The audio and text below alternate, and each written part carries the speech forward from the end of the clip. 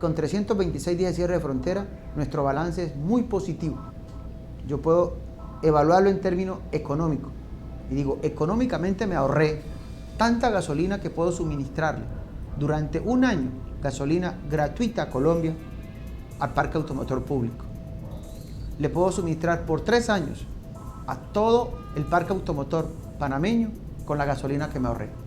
Es decir, es tanto el recurso que ahorré hacia allá que el enemigo tuvo que generar procesos de mutación para lograr ver cómo penetraba.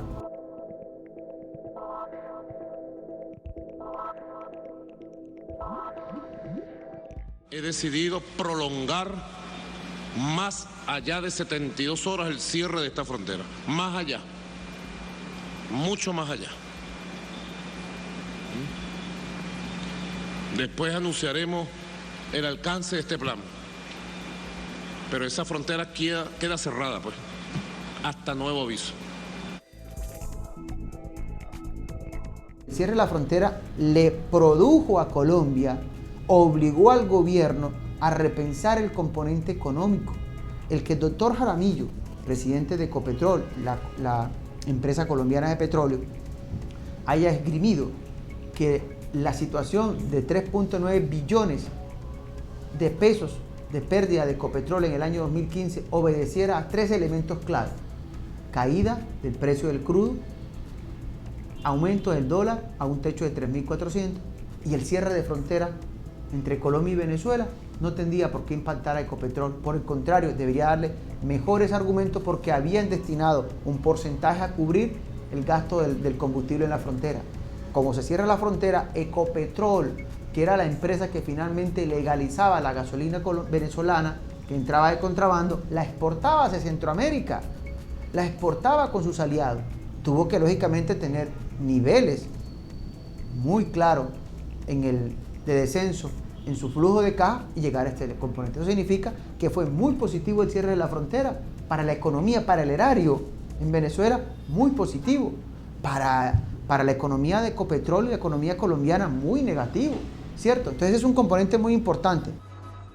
Impensable pensar que se abre la frontera si no hay una nueva legislación para las casas de cambio y los cambistas o profesionales de la compra y venta de la moneda en Cúcuta o en la frontera. Si eso no está incluido dentro del escenario para aperturar la frontera, creo que no vamos a tener unas relaciones acorde a lo que está pensando la estructura de gobierno de orden nacional. Y creo además que había que forzar para que políticamente hubiese más decisión del gobierno colombiano.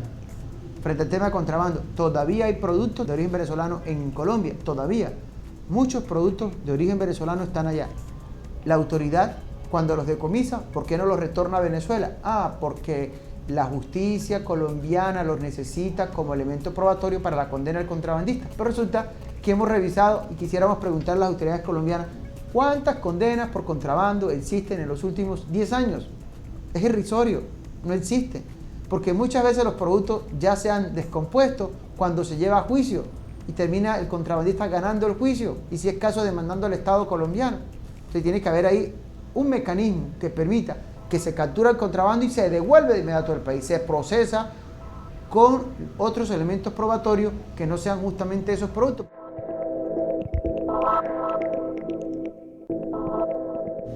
Ese corredor de movilidad humana que se abrió por 12 horas, que la gran prensa terminó diciendo, mire, es que 35.000 colombianos pasaron la frontera. Nosotros hemos hecho una suma, una división y una multiplicación que la haría un niño de tercer grado, ¿no? Es dividir 35.000 entre 12 horas y luego dividirlo entre 60 minutos. Eso nos daría que por cada minuto estaría pasando 60 personas. Solo para ir a Cúcuta. Y las 12 horas para regresar. Ya muestra que hay una mala intención en la cifra que se otorgó. El gobierno colombiano y los factores han indicado que pasaron 35.000. Nosotros creemos que no es así. No nos dan las cuentas. Insistimos, dividir 35.000 entre 12 horas y luego entre 60 minutos nos va a indicar que en promedio 55 personas cruzaron cada minuto. Eso es casi imposible.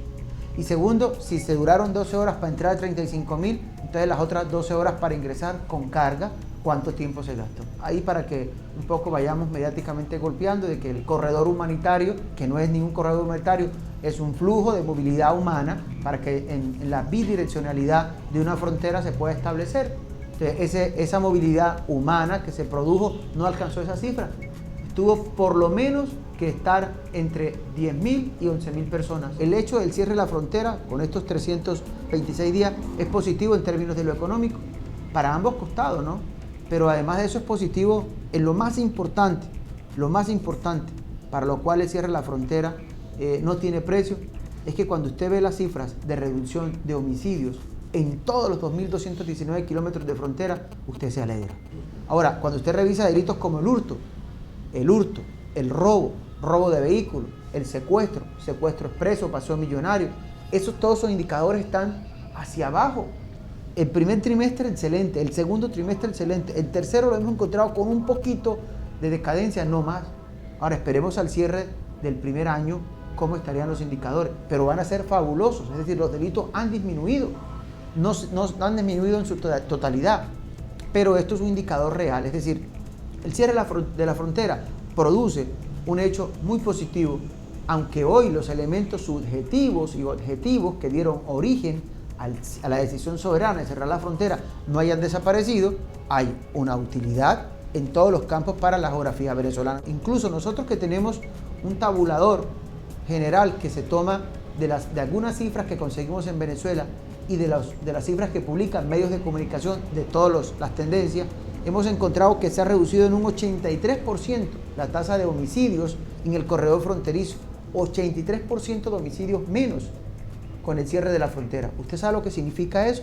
No habría dinero para nosotros alegrarnos de cuántas vidas logró salvar el cierre de la frontera.